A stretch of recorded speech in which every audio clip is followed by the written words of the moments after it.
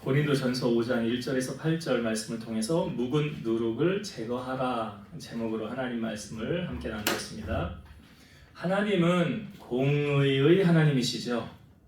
그 말은 하나님이 선을 행한 자에게는 뭘로 갚아요? 선으로 갚으시고 악을 행한 자에게는 악으로 갚으시는, 그러니까 하나님이 그냥 뒷짐지고 가만히 보고 계시지 않아요. 다 하나님의 때가 되면 하나님이 교통정리를 합니다.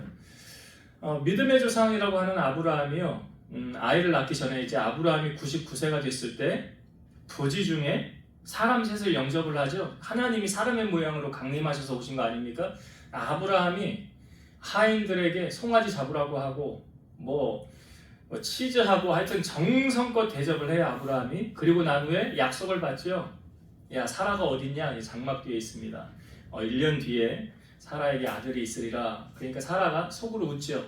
왜 웃었습니까? 그때 성경은 현실을 말해주잖아요. 사라의 생리는 끝났더라. 아이를 낳을 수 없는 몸이 된 거죠. 그걸 사라 자신도 알잖아요. 아브라함도 알잖아요. 그러니까 하나님이 말씀하셨지만 설마 그게 이루어질까? 그런데 1년 뒤에 아이를 낳게 되잖아요. 여호와께서 말씀하신 대로 하나님이 행하셨더라. 그리고 그 말씀을 하신 다음에 하나님께서 아브라함에게 내가 그 소돔과 고무라에 대한 그 부르짖음이 크고 그 죄악이 심히 무거운데 내가 이제 내려가서 그 모든 행한 것을 보고 과연 그 부르짖음이 같은지 그렇지 않은지 내가 보고 알려고 하노라. 그 말이 쉽게 말하면 뭐예요? 소돔 땅을 내가 보고서 그 죄악으로 말미암아 심판하려고 한다 라는 말을 하나님이 아브라함에게 한 거잖아요. 그러니까 아브라함이 소돔 땅에 자기 조카 롯이 거기 살고 있잖아요. 그러니까 이 아브라함이 롯을 생각해서 중보하며 기도하죠. 여러분, 중보기도의 능력이 얼마나 큰지 여러분 아시잖아요. 아브라함이 기도합니다. 하나님, 그 땅에 의인 50명 있으면 멸망할 겁니까? 아니, 멸망하지 않는다. 근데 50명 안 된다. 그럼 45명 있어도 멸망할 겁니까? 아니, 멸망하지 않는다. 근데 45명이 안 된다. 근데 40명은요? 하면서 20명은요? 마지막으로 제가 물을게요. 의인 10명이 있으면 그 땅 멸망할 겁니까? 아니, 멸망하지 않아. 그런데 10명이 안 되는 거죠.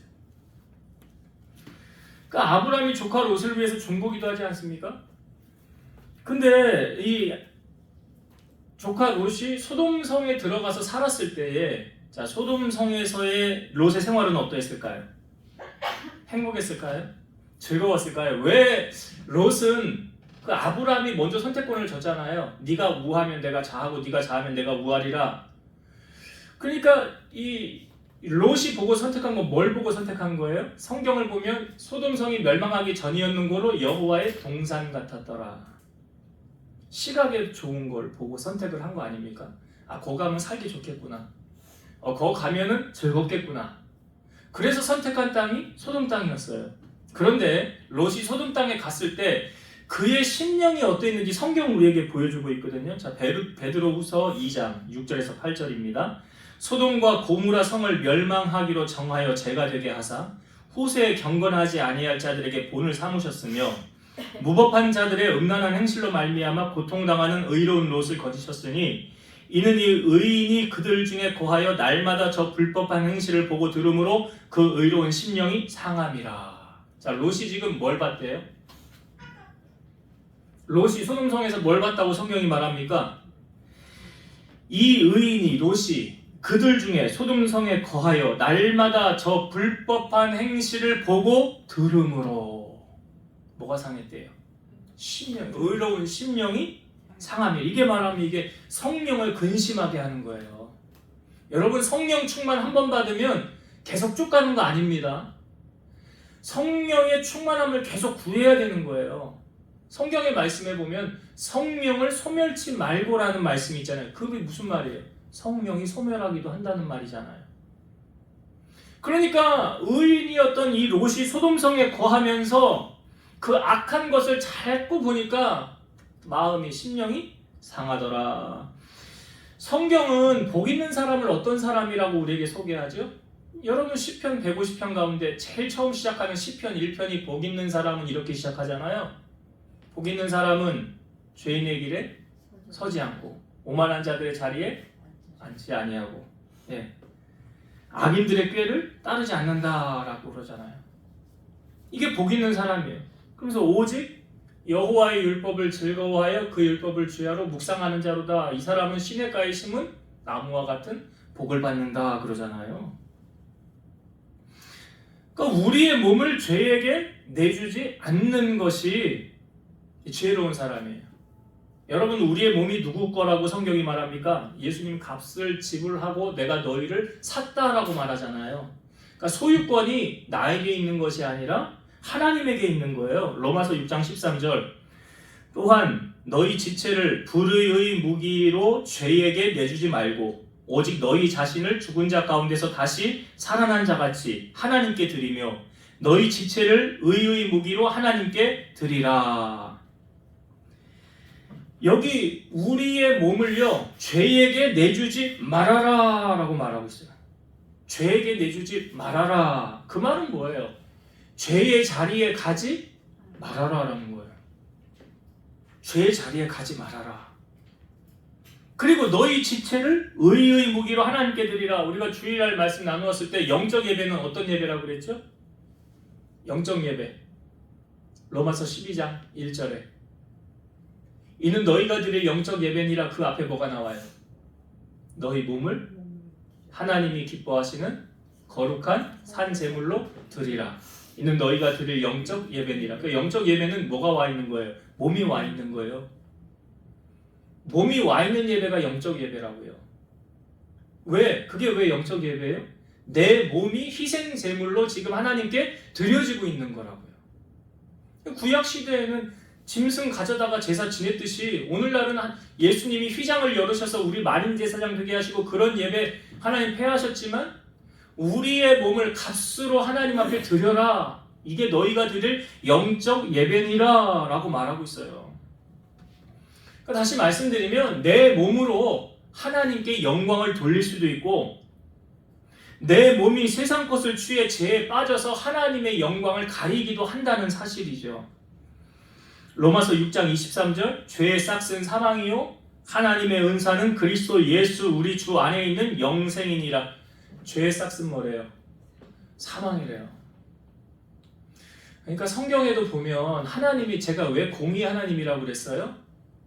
하나님이 죄 지은 것을 그냥 묵인하고 넘어가는 하나님이 아니라고요. 만약 그랬다고 한다면 다윗이 우리아의 아내 바세바를 범죄하였을 때도 그냥 하나님이 넘어가 주셨겠지요.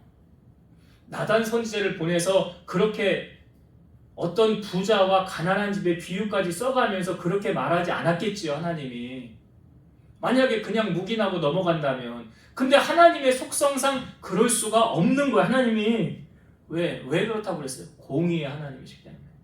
심은 대로 거두게 하시는 하나님이시기 때문에. 오늘 우리가 읽은 본문은요, 고린도 교회 안에 여러 문제가 있는데 하나하나 이제 드러나기 시작합니다. 여러분, 문제가 잠재되어 있을 때는 사실은 더 두려운 거예요. 언제 터질지 모르기 때문에. 근데 문제가 드러났다고 하는 것은 해결할 기미가 보이는 거 아닙니까? 잠재되어져 있으면 우리가 병원에 가서 건강진단 검사를 할 때도 이게 만약에 내 몸에 암이 있어요? 그럼 건강진단할 때 이게 암이 드러나야 되는 거잖아요. 이게 만약에 숨겨져 있어서 만약에 찾아내지 못하고 한다고 한다면, 그리고 나중에서야 발견되면 그거 더 무서운 거잖아요. 그때는 이미 손 쓸 수 없게 되는 거잖아요. 그러니까 뭐냐면 문제가 드러나는 건 오히려 감사해야 된다는 거죠. 왜? 그거 드러나면 그걸 고칠 수 있는 기회를 주신다는 거잖아요. 신앙생활 하면서도 그런 거예요. 드러났다 문제가, 그럼 이제 고칠 기미가 있는 거구나. 하나님이 이제 손 쓰시겠구나. 지금 고린도 교회 안에 어떤 문제가 있는 거예요? 음행에 관해서 말하고 있는 거예요. 1절에 보니까 이렇게 말하잖아요. 너희 중에 심지어 음행이 있다 함을 들으니 그런 음행은 이방인 중에서도 없는 것이라. 이방인들도 안 하는 음행을 고린도 교인들이 행하는 거예요. 어떤 거래요? 누가? 그 아버지의 아내를 취하였다 하는도다. 여기 아버지의 아내라고 표현하고 있는데요. 그래서 아내라는 헬라어가 키나이카라는 뜻인데 사실은 여자라는 뜻이래요. 그러니까 여기서 말하는 아버지의 아내는 계모예요. 계모. 아버지의 첩이에요. 그러니까 의붓 어머니예요. 근데 그 어머니를 성적으로 범행했다라는 거잖아요. 이런 사건이 성경에도 또 있었죠. 구약시대 창세기 야곱의 12아들 중에 큰아들 루벤이 아버지의 첩인 빌하를 동침하잖아요. 창세기 35장 22절 이스라엘이 이 야곱이에요. 야곱의 이름이 이스라엘로 바뀌었잖아요. 이스라엘이 그 땅에 거주할 때에 르우벤이 가서 그 아버지의 첩 빌하와 동침함에 이스라엘이 야곱이죠. 이스라엘이 이를 들었더라. 여기 르우벤이 아버지의 첩을 범한 사건 나오잖아요. 여러분 르우벤은 야곱의 몇째 아들입니까? 첫째 아들이에요. 그러니까 첫째라는 의미는 뭘 의미하냐면 장자권의 축복이 첫째에게 가는 거잖아요. 장자의 축복이. 그러니까 야곱이 아버지 장자권 축복 받으려고 이 이삭이 마지막으로 축복한다고 그럴 때 형 흉내내면서 에서 형 흉내내면서 속여가지고 들어가서 장자권 축복 받은 거 아닙니까? 그러니까 르우벤이 이게 장자란 말이에요. 그럼에도 불구하고 왜 르우벤은 장자권의 축복을 받지 못했습니까? 성경에 보면 야곱의 12아들 중에서 장자를 누구로 인정하고 있죠? 우리가 예배 때 나누었었는데 이 말씀 그죠? 수요 오후 예배 때인가 나누었었는데 왜 땅 분배할 때 유다 지파 다음에 유다 지파를 제일 먼저 땅을 분배를 하였고 이게 영적인 리더 예수님이 유다 지파에서 나왔기 때문에 그 다음에 땅 분배한 지파가 어느 지파였어? 어느 지파죠? 요셉 지파잖아요. 그러면서 성경에 말하기를 요셉은 그 야곱의 집의 장자라라고 말하잖아요. 장자권의 축복이 누구한테 간 거예요? 요셉에게 간 거예요. 요셉에게. 르우벤이 왜 장자권의 축복을 박탈했습니까? 바로 이 사건 때문에 그래요. 그러니까 야곱이 죽기 전에 자기 12아들 다 데려다 놓고 마지막으로 한마디씩 합니다. 그때 르우벤에게는 이렇게 말했어요. 르우벤아 너는 내 장자요 내 능력이요 내 기력의 시작이라 위풍이 월등하고 권능이 탁월하다마는 물의 끓음 같았은즉 너는 탁월하지 못하리니 네가 아버지의 침상에 올라 더럽혔음이로다 그가 내 침상에 올랐었도다. 장자권의 축복을 여기서 상실한 거예요. 르우벤이 하지 말아야 될 짓을 한 거예요. 또한 다윗이 이 왕으로 있었을 때 아들 압살롬이 반역을 일으키죠. 그래서 다윗이 버선발로 도망을 가지 않습니까? 근데 도망을 갈 때 자기 후궁들 10명을 그 성 안에 그냥 내버려뒀어요. 이 압살롬 옆에는 아히도벨이라는 전략가가 있었습니다. 압살롬이 아히도벨 계속 물어요. 내가 어떻게 하면 좋겠냐 어떻게 하면 좋겠냐 물을 때 먼저 성에 딱 도착을 해서 이 아히도벨이 가장 먼저 시킨 게 뭐냐면 그 다윗의 후궁들 10명하고 동침하는 걸 시킵니다. 이렇게 말하죠. 왕의 아버지가 이 아히도벨이 말하는 거예요. 압살롬에게 왕의 아버지가 남겨두어 왕궁을 지키게 한 후궁들과 더불어 동침하십시오. 그리하면 왕께서 왕의 아버지가 미워하신 바 됨을 온 이스라엘이 들으리니 왕과 함께 있는 모든 사람의 힘이 더욱 강하여지리라. 그러니까 이게 어떤 전략이죠. 아히도벨에게는 전략으로 다가온 거고요. 그 나라를 장악하기 위한 전략의 하나로서 이걸 이제 제시를 한 거죠. 그러니까 그리고 옥상에다가 장막을 치고 압살롬이 그 이스라엘이 다 이제 지키는 그 앞에서 아버지가 두고 간 후궁 10명하고 더불어 동침을 하게 됩니다. 사실은 이 사건은요. 나단 선지자가 이미 앞부분에서 예견되어진 부분이기는 해요. 너는 은밀하게 행하였으나 나는 다 드러내놓고 행하리라. 하나님이 나단 선지자를 통해 다윗에게 말씀하셨잖아요. 그 앞부분에 이 말씀이 이루어지는 과정이거든요. 그런데 이 압살롬이 아버지의 후궁들과 더불어 동침하고 난 다음에 그의 결론이 어떻습니까? 나무에 매달려서 죽게 되잖아요. 그러니까 결과가 좋아요, 안 좋아요? 좋지 않아요. 출애굽하여 이스라엘 백성들이 광야 길을 갈 때 시딤이라는 지역에서 모압 여인들이 이방신에게 제사를 드리고 있었어요. 그런데 이 여인들이 그 이스라엘 남자들을 성적으로 유혹합니다. 그래서 그 유혹에 넘어가요. 이게 성적으로 남자들이 타락을 하게 되었고 이 여인들이 자기들의 우상을 모압신을 섬길 때 바알신을 섬길 때 이 이스라엘 남자들도 같이 와서 거기에 절하고요. 우상의 제물을 같이 먹게 됩니다. 하나님이 그걸 보고 어떻게 하셨을까요? 하나님 가만히 계신 분 아니라고 그랬잖아요. 하나님 진노하셨어요. 모세에게 나타나셔서 이렇게 말씀하시죠. 각 지파의 두령들을 나무에 매달아 죽여라. 모세가 그렇게 안 했어요. 못했어요. 뭐라고 그랬냐면 바알 부울에게 가담한 자들을 죽여라 이렇게 말했어요. 그래서 하나님이 분부한 대로 하지 않아서 이스라엘 가운데 연병이 돌기 시작합니다. 하나 둘 죽어나가기 시작하는 거예요. 총 몇 명이 죽었습니까? 24,000명이 죽었어요. 근데 그 연병이 멈추게 된 계기는 또 무엇이었습니까? 어떤 이스라엘 남자가 이방 여인, 미디안 족속의 이방 여인을 자기 장막으로 데리고 들어가요. 성적으로 또 뭘 나쁜 짓을 하려고. 그걸 바라본 비느하스가, 아론의 손자잖아요. 비느하스가 창을 들고 들어가서 두 사람을 찔러 죽입니다. 사람을 죽이면 잘못한 거 아니에요? 근데 하나님 뭐라고 그래요? 잘했다. 비느하스가 저렇게 하였기 때문에 내가 이제 이 연병을 그치노라. 그리고 내가 그와는 영원한 평화의 제사장의 언약을 맺으리라. 그러니까 사람들은 그냥 바라보고 있는 거예요. 뭘요? 이 잘못하는 걸 보고도 그냥 가만히 보고 있는 거예요. 근데 비느하스는 그렇게 하지 않았잖아요. 죄는 어떻게 해야 돼? 멀리하라. 모양이라도 본받지 말아라 그러잖아요. 우리가 신앙생활을 하면서요, 죄를 지었을 때 깨어있지 않으면 죄에 무뎌집니다. 죄에 무뎌지면 어떻게 될까요? 나도 더불어 동참해서 죄 짓는 거예요. 이게 지금 고린도 교회 안에 그런 일이 일어나고 있잖아요. 2절을 한번 볼까요? 이 죄에 무뎌진 고린도 교인들 2절을 볼게요. 그리하고도 너희가 오히려 교만하여져서 어찌하여 통한이 여기지 아니하고 그 일 행한 자를 너희 중에서 쫓아내지 아니하였느냐. 바울이 답답한 거예요.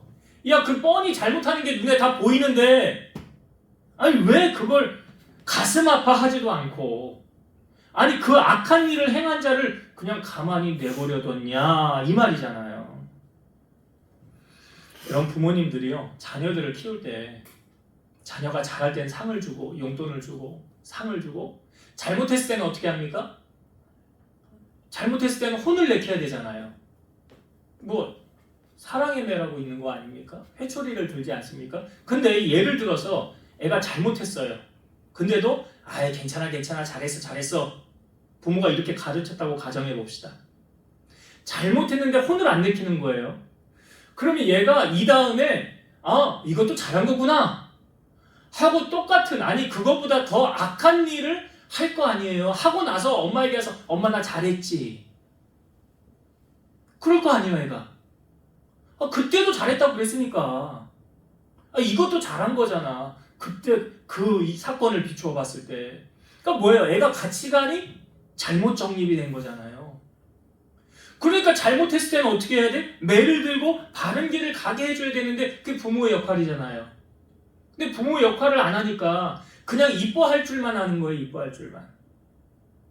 그냥 오직 그냥 뭘 하든지 그냥 다 이쁜 거예요. 잘못을 해도 그냥 내 새끼니까 그냥 더 이쁜 거예요. 아유 잘했어 잘해. 그러다가 애를 인생을 어떻게 망가지면은 누가 망가뜨린 거예요? 부모가 망가뜨린 거죠. 그러니까 하나님은 그런 실수를 안 하시려고 그렇게 안 하신다는 거예요. 여러분 성적인 것도 마찬가지죠. 요즘은 하도 세상이 타락을 해가지고 제가 성경 공부하면서도 그런 얘기를 했었어요. 우리 민문기 집사님, 원종현 집사님 같이 성경 공부할 때 그런 유혹에 관한 주제가 유혹에 관한 거였어요. 거기에 이런 이야기가 나오더라고요. 야밤에 남녀 대학생이 그 해조류를 구입을 해가지고 뭐 조사하는 거, 그게 숙제였나 봐. 그래서 야밤에 둘이 남녀가 바닷가에서 그 해조류를 채집하는 그것을 가지고 나는 뭐 믿음이 좋으니까 나는 영적으로 깨어 있으니까 절대 성적으로 유혹에 넘어갈 일이 없어 하면서 그런 일을 만들면 그 유혹에 안 넘어갈까요? 여러분 요셉이 어떻게 했는지 기억하시죠? 아예 그런 자리를 만드는 게 아니래잖아요. 그런 자리에 가는 게 아니래잖아요. 요즘은 참 세상이 정말 말세 주님 오실 날이 다가오는 게 맞긴 맞는 것 같아요. 이건 뭐 세상 사람들은 그렇게 하겠죠.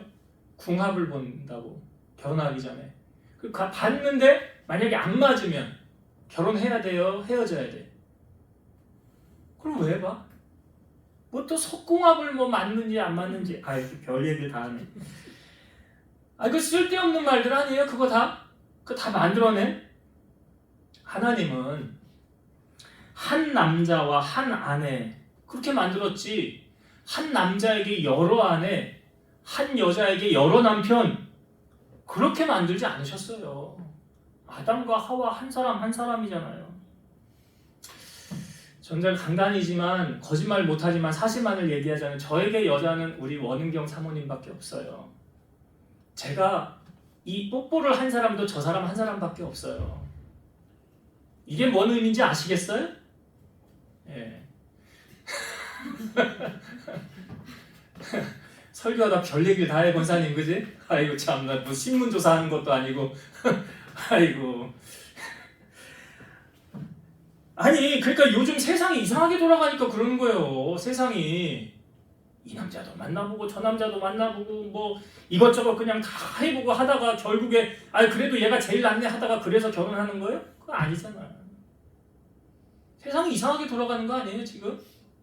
가치관이 혼돈스럽잖아. 가치관이. 마귀는요 끊임없이 다니면서 누구를 찾는데? 그걸 밥을 찾는 데잖아요. 밥을. 예수님을 팔은 가룟 유다가 제정신에 판 거 아니죠? 그리고 마귀가 들어가서 파는 거잖아. 마귀가 들어가서. 그러니까 마귀에게 틈을 주면 돼요? 안 돼요? 안 되는 거예요. 그럼 마귀에게 틈 주면 어떻게 되느냐? 마귀 밥으로 살다가 마귀 좋아하는 일 하다가 지옥 가는 거지. 지옥 가는 거예요. 그걸 왜 몰라요? 지금 고린도 교회 안에 이런 문제가 일어났을 때 바울이 어떻게 해결하라고 말합니까? 자, 오늘 본문 6절과 7절을 다시 볼게요. 6절과 7절. 너희가 자랑하는 것이 옳지 아니하도다. 적은 누룩이 온 덩어리에 퍼지는 것을 알지 못하느냐. 너희가 누룩 없는 자인데 새 덩어리가 되기 위하여 묵은 누룩을 내버리라.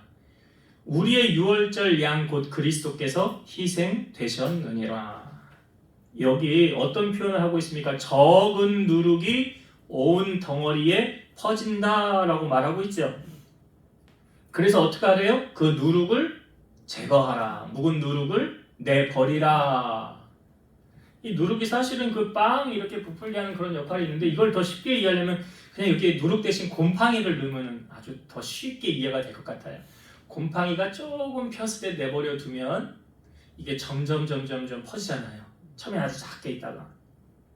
그래서 이 작게 있을 때 그것만 딱 떼어내면 괜찮은 거잖아요. 우리 몸에도 암이라는 것이 발견되어졌을 때 암이 뭐 1기, 2기, 초기 이렇게 있잖아요.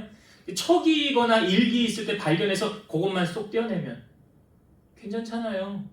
그리고 약 치료 잘 받으면 그럼 5년 뒤에 당신은 이제 괜찮습니다라고 판정받으면 건강해진 거 아니에요? 근데 만약에 내비뒀다가 4기, 3기, 4기, 말기 때 발견되면 이제는 어떻게 해요? 손을 써요? 못 써요? 못 쓰는 거잖아요. 비유적인 표현인데 교회 안에도 그렇다는 거잖아요. 갈라디아서 5장 9절 적은 누룩이 온 덩이에 퍼지느니라. 처음엔 적은 누룩이에요. 작게 시작해요. 죄도요, 악한 것도 아주 작은 것부터 시작을 해요. 댐이 무너지는 원리도 그런 거 아니에요? 작은 구멍이 결국 댐 무너뜨리는 거 아닙니까? 우리 신앙도 허무는 것도 우리 안에 성벽을 허무는 게 마귀가 아주 작은 것, 나의 약점을 알고 그거 삐집고 들어와서 그거 넘어뜨리려고 하는 게 마귀의 전략 아니에요? 그게 적은 누룩이잖아요. 그래서 데살로니가전서 5장 22절 악은 어떤 모양이라도 버려라. 어떤 모양이라도 버려라. 우리 이런 말 하죠. 여러분 사람 고쳐 쓰는 거래요? 아니면 버리는 거래요? 제가 이게 설교 준비를 하다가 이거 제거해서 버려라라고 그걸 준비하다 보니까 여기 나왔는데 사람 고쳐 쓰는 게 아니래요. 그러면 어떻게 하라는 거예요? 내버려라. 잘라내버려라 라는 거잖아요. 상대를 하지 말아라 라는 거죠. 죄의 전염성이 파급 효과가 상당히 크기 때문에 그렇습니다. 그래서 말세에도요, 이단들이 그렇게 많이 나타난다잖아요. 마태복음 24장에도 나오지만 내가 그리스도라고 하는 적 그리스도. 그러니까 이미 그리스도 예수님은 오셨잖아요. 하늘로 가셨잖아요. 근데 이 땅 가운데 자기가 그리스도라고 하는 것들은 다 뭐예요? 다 이단이에요. 다 이단. 예수님은 이미 오셨어요. 십자가에서 다 이루시고 하늘로 올라가셨어요. 그리고 다시 오실 거예요. 다시 오실 때의 현상은 뭐냐면 죽었던 자들이 일어난다고 그랬죠. 그리고 우리가 구름 속으로 끌어올려 간다고 그랬잖아요. 그리고 주님과 더불어 왕노릇 한다고 그랬잖아요. 그러니까 내가 그리스도라고 하는 것들은 다 거짓말장이들이고, 자기가 그리스도면 우리는 벌써 하늘로 가 있어야지. 그 주님 하나님 보좌 우편에서 같이 왕노릇 하고 있어야지. 그러니까 거짓말장이들이. 그러니까 그런 이단에 속한 사람들 성경에 어떻게 대하라고 하느냐? 디도서 3장 10에서 11절. 이단에 속한 사람을 한두 번 훈계한 후에 멀리하라. 이러한 사람은 네가 아는 바와 같이 부패하여 스스로 정죄한 자로서 죄를 짓느니라. 그러니까 이단에 속한 자를 개종해서 물론 돌아오는 경우도 있어요. 신천지 같은 데 빠졌다가 탈출해서 다시 신앙생활 하는, 그런 전문적으로 하는 교회들도 있어요. 훈련시키는. 그런데 대개는 그런 사람들, 이단들 한번 빠지면 헤어나오지 못하기 때문에 어떻게 한두 번 훈계한 후에 멀리하라. 멀리하라. 우리가 말세를 살아감에 있어서 예수님께서 말세에 대한 경고를 하실 때 누가복음 21장 36절에 보면, 이러므로 너희는 장차 올 이 모든 일을 능히 피하고 인자 앞에 서도록 항상 기도하며 깨어 있으라 하시니라. 여기 보면 장차 올 이 모든 일을 능히 피하고 그랬잖아요. 장차 올 이 모든 일은 이제 육체의 일에 해당하는 거, 갈라디아서 5장에 나오는 육체의 일에 대해서 쭉 소개하는 거예요. 누가복음에 예수님이 하셨던 말씀에도 그 앞부분에 보면 방탕함이나 술 취함이나 그런 것들, 오늘 고린도 교회 안에 있는 음행에 관한 문제들, 육체의 일들, 이런 것들을 어떻게 하래요? 피하라. 난 믿음이 좋으니까 안 넘어져. 나는 괜찮아. 죄를 다스릴 수 있어. 천만의 말씀입니다. 여러분, 그렇지 않아요. 복 있는 사람 알려주네. 시편 1편에 어떻게 하라고요? 다시 한번, 복 있는 사람은 죄인의 길에 서지 않는 거잖아요. 오만한 자들의 자리에 앉지 아니하고, 그죠? 네. 그러니까 피하는 거라고요. 그래서 오늘 이 말씀을 이제 이렇게 좀 결론을 맺으려고 그래요. 묵은 누룩이 있다면 좋은 누룩도 있거든요. 그렇지 않을까요? 좋은 누룩은 무엇입니까? 선한 영향력을 펼쳐내는 거예요. 나를 통해서 선한 영향력이 드러나서 하나님의 나라가 확장되어지도록. 마태복음 12장 33절 보면 또 비유로 말씀하시되 천국은 마치 여자가 가루 서말 속에 갖다 넣어 전부 부풀게 한 누룩과 같으니라. 천국이 누룩과 같대잖아요. 예수님 우리를 향하여 너희는 세상의 소금이니 만일 소금이 그 맛을 잃으면 무엇으로 짜게 하리요? 짜게 하는 역할이 없어지면 어떻게 한대요? 그것을 가져다가 밖에 버려 사람에게 밟힐 뿐이니라. 그러니까 맛을 잃은 소금은 사람에게 밟힐 뿐이다. 또 한 가지, 너희는 세상의 빛이라. 너희 빛이 사람 앞에 비치게 하여 그들로 너희 착한 행실을 보고 하늘에 계신 너희 아버지께 영광을 돌리게 하라.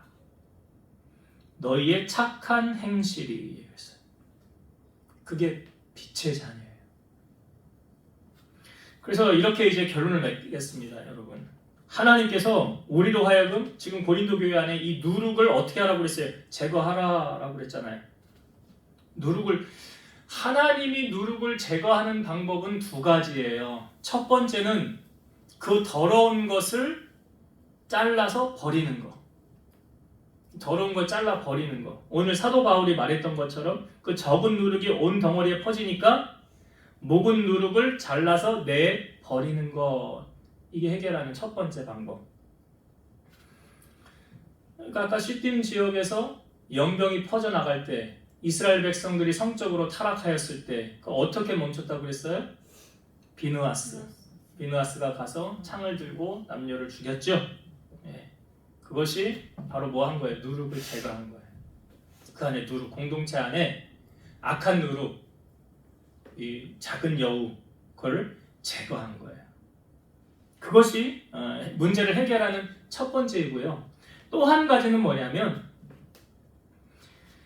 죄로 물든 곳에서 의인을 건지시는 하나님의 방법. 이것도 누룩을 제거하는 거예요.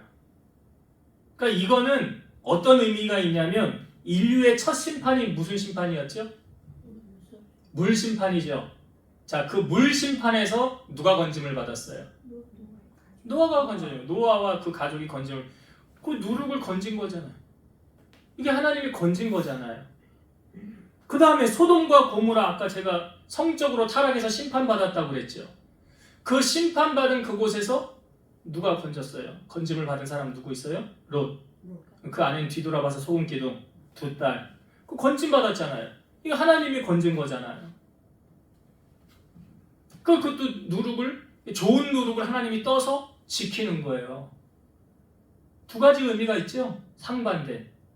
나쁜 누룩은 떼서 심판해서 버리는 게, 이게 나중에 주님 오시면 어떻게 한다고 그랬어요? 양과 염소 나뉜다고 그랬지요. 이게 천국의 비유 아니에요? 염소 그거는 다 불구덩이에 건져서 던져버리는 거고, 양들은, 의인들은 하나님의 천국에 건져서 글로 가는 거잖아요. 이 두 가지 의미가 있다는 거죠. 그래서 우리의 삶에 여러분, 악한 것은 본받지도 마시고 모양이라도 버리시고, 성경은 이렇게 말하죠. 선한 데 지혜롭고 악한 데는 미련하라. 선한 데는 어떻게 하라고요?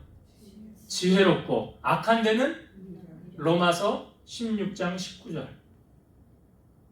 선한 데는 지혜롭고 악한 데는 미련하라.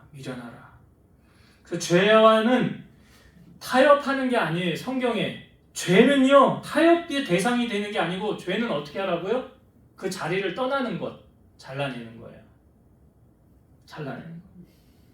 그래서 죄악된 이 세상 속에서 우리가 주님의 건짐을 받아 세속에 물들지 않고 여러분 자신을 잘 지켜서 주님 오시는 그날에 다 천국에 입성하게 되는 여러분 되시기를 주의 이름으로 축원드립니다. 기도하시겠습니다.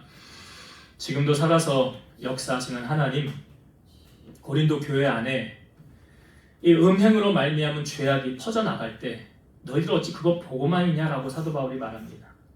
우리가 영적으로 깨어있지 않으면 이게 죄인지 아닌지 분별도 못합니다. 그래서 우리 성도들이 항상 깨어서 성령님의 음성에 민감하게 하시고, 죄와는 타협하는 것이 아니라 그 자리를 떠나는 것이요, 말씀 안에 우리가 굳건하게 세워져 있어야 승리하게 되는 줄로 믿사오니, 우리 성도들 성령님과 늘 교통하게 하시고, 혹 우리 안에 어떤 죄악이 자라고 있다면 묵은 누룩을 제거하듯이 제거하는, 과감히 악한 것을 끊고 결단하는, 그래서 뒤를 돌아보지 않는 믿음의 길을 걸어가는 우리 성도들 다 되게 하시고, 우리 공동체 안에 이런 묵은 누룩, 악한 것이 있다고 한다면 하나님 제하시고 하나님 고쳐주시고, 하나님의 교회가 진리 안에 바로 세워져 갈 수 있도록 은혜 베풀어 주시옵소서. 예수님의 이름으로 기도드리옵나이다. 아멘.